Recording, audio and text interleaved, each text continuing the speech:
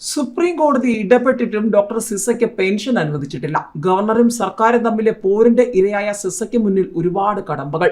Supreme കോടതി ഇടപെട്ടിട്ടും ഫലം ഉണ്ടായില്ലെന്നും vice chancellor ആയതിന്റെ പേരിൽ അച്ചടക്ക ലംഘനം ആരോപിച്ച് ഡോക്ടർ സിസ തോമസിന് സർക്കാർ തടഞ്ഞുവെച്ച പെൻഷൻ ഇനിയും അനുവദിച്ചില്ല എന്ന റിപ്പോർട്ടുകളുമായി മാധ്യമങ്ങൾ രംഗത്ത് വന്നിരിക്കുകയാണ്.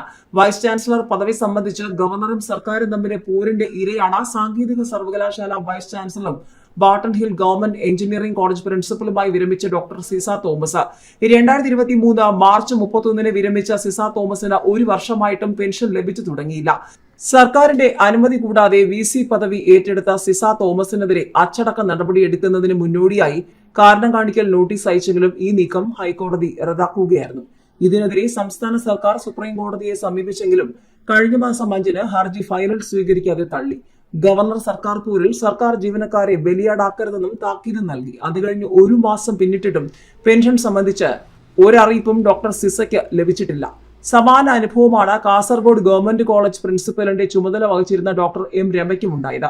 കോളേജിലെ SFI അക്രമങ്ങൾക്കെതിരെ സംസാരിച്ചതിനാണ് രമയെ സർക്കാർ വേട്ടയാടി അച്ചടക്ക നടപടി പ്രഖ്യാപിച്ചത്. ഈ നടപടി കഴിഞ്ഞ ദിവസം ഹൈക്കോടതി റദ്ദാക്കി.